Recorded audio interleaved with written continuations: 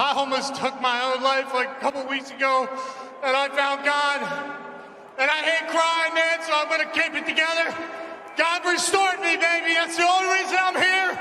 USA, baby, let's go! And more importantly, you know, the Joe Pyfer story. Seen in a women's He said he was considering suicide a couple weeks ago. Holy shit. Yeah, that is unfortunate to hear. I was a victim of my own self-destruction. I had lust issues. I had just this toxic cycle of coping. I had a dream where I was disgusted about who I was. I broke a lot of people's hearts around me, and particularly one person that I never will hurt again. Shit, man, I just disgusted with myself. So I went and got therapy. In this dream, I feel like God chose me, you know, gave me a restored life, a renewed life, man. All the pressure of the world is gone, and I feel like a true free person. God is real. Jesus is real. So Israel Adesanya just lost again, and this time it wasn't to a champion, it was to a rising contender. Welcome back, guys. Welcome to Duality 7X. I'm your host, Shiraz. I'm in the lovely Koto City here, guys, in Japan. Now, on the surface, this looks like a simple story, but guys, this is bigger than big, man. I mean, this fight might have just confirmed something much bigger about the UFC right now. And by the end of this video, we're going to answer some very, very tough questions. Is this the end of Israel Adesanya, his era? Or is this the start of something perhaps maybe a little bit more complicated? So I want to kind of get into it, guys. As I mentioned before, we're in beautiful Koto City here in Japan. Just went to Team Labs. It was absolutely incredible. It's a little windy today, so forgive me. But Israel Adesanya, guys, stepped into the main event, UFC Seattle, to take on Joe Pyfer, a very dangerous up-and-comer opponent, guys. Actually, it looked like vintage Izzy in the beginning. He was sharp. He controlled the distance, some great timing, some good footwork, landed some beautiful clean counters, some chopping at the leg, straight up vintage Izzy, right? But then, something switched. For a moment, guys, it felt like he was coming back. It was going to be a bounce-back performance.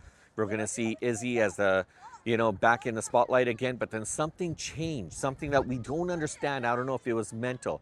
I don't know if it was physical. But the second that Adesanya got pulled into like an exchange, into a firefight, everything just flipped, guys. Everything flipped. Pyfer didn't just start surviving by winning those exchanges. I mean, he was strategic. He was very, very laser beam focused. And guys, look, for years, fighters were very hesitant to engage Izzy. Okay, this is what I don't understand. But Pyfer, he didn't respect that aura at all. He just walked through him. He didn't just walk him down, he walked through him, guys. He took on the firefight, he took that exchange, and then he took Izzy down, and then he finished him with the ground and pound, guys, in round number 2. And just like that, it was over. 4 straight losses for Izzy. Just let that sink in for a second, guys. 4 straight losses. How do you bounce back from that? We're not just talking about a small dip anymore. This is a former 2-time champion, guys, a fighter who ran the middleweight division. This is the guy who beat Alex Pereira, all right? I mean, but he hasn't won since knocking out Pereira back in 2023. But then since then, he fought Sean Strickland. He fought DDP, Nasruddin Imavov, and now Joe Pyfer. And all of those, all losses, all different styles, all different fighters, but the same result. So that's where things get absolutely interesting, guys. And you know what? If you want to get serious, now's the time to get serious, because we have to ask the tough questions, and we have to ask the questions that a lot of people don't want to ask, including Izzy himself. But this isn't just about losing fights, guys. And hey, I apologize, guys. It's a little windy right now. The camera's going like this and that. But anyways, the real question is, has the entire division got the blueprint on how to beat Israel Adesanya? Has people figured that out by now? I mean, you have to think about this, guys. Just hold that thought for a second, all right? Because just think about it, right? After the fight was done, Adesanya made it clear he's not going anywhere. He's not retiring. He said that, look, I'm not leaving. I might always get beaten, but I'm going to stay undefeated. And mentally, you got to respect that. I mean, that's a champion talking, all right? That's not just a fighter. That's a champion. He's got that mindset mentality, right? When people stop fearing you, that's when you have to get really, really nervous. And this is exactly what we're seeing. When Sean Strickland fought him, he pressured him. He couldn't take it. Okay, DDP overwhelmed him. Imamov outworked him, right? And now Pyfer walked all over him. He didn't just walk over him, guys. He walked right through him. And I mean, one bad matchup after another, guys. It starts to be, turn into a little bit of a pattern. And from a technical standpoint, guys, fighters are starting to realize that you can push Izzy, and Izzy may not necessarily push back, right? You can disrupt his rhythm, and if you're willing to take all the risks, you can. You just might actually beat him. That aura has faded. It's gone. It's cracked. It's not even there anymore, guys, right? And so this is what Izzy's afraid of, because what people don't know is what they fear. And I think people already know what they need to know about Izzy. They don't fear him anymore, right? So now let's talk about Joe Pyfer, guys. Joe Pyfer is unbelievable, all right? He didn't just come off another win. This is a life, career-changing moment for this fighter. He's on a 4-fight win streak, guys. He's beat one of the biggest, baddest names in the industry, and he's likely jumping straight into the top 5 after this victory. But, I mean, this is the thing, right? But look, this is what he said after the fight. He opened up after, if you guys heard, he was talking about taking his life, taking his own life just weeks ago. That's momentum, guys. I mean, he's won the crowd's respect. Okay, this is bigger than fighting. This is bigger than the UFC, right? We're talking about people's lives. We're talking about a connection between the fans and this guy. All right. I mean, he's a dangerous contender. He's got a beautiful story. He's got real momentum. This is the ingredients. I'm not saying, unfortunately, his story is a little bit sadder. It's a little bit darker, but these are the things that kind of shape a person, right? Define a person. Right? And what we're seeing right now is a huge paradigm shift happening in the UFC, guys. The old guard is fading. I'm talking about guys like Adesanya, Usman, right? I'm talking about Volk. He's even taken losses himself. And now you got new fighters waiting to take their turn.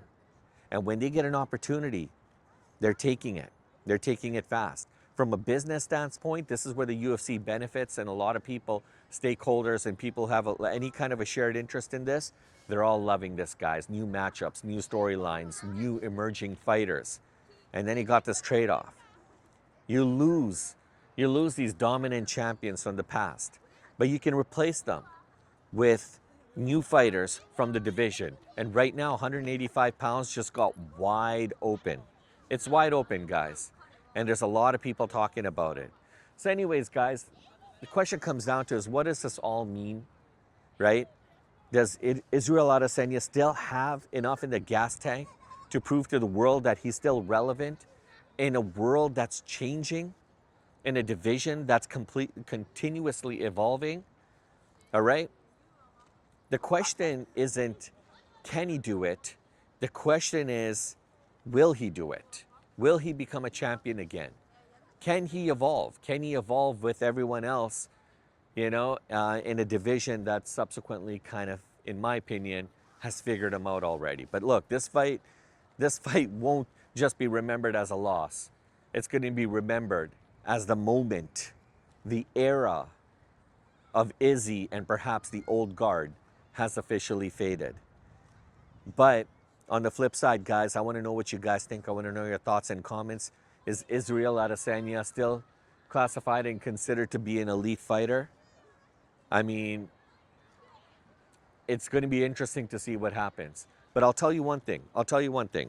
Here's a man, Joe Pyfer, who just weeks ago was contemplating on taking his own life. And here he is, fighting in the UFC, winning his match, a career highlight for him, probably one of the biggest moments in his life. And he seems to have found God, and he seems to be in a much happier place. So aside from the win, aside from his victory against Izzy, one of the greats of the UFC, congratulations to Pyfer, because it seems like he's turned his life around for the better. And that, in my opinion, is the real story here.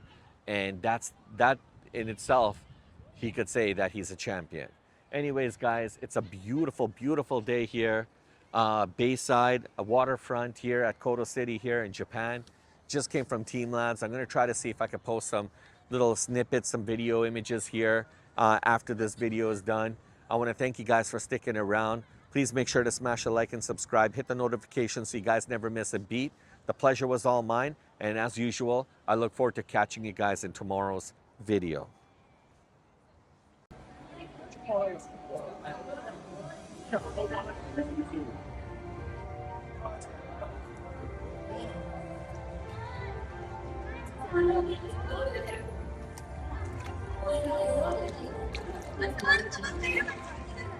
Okay.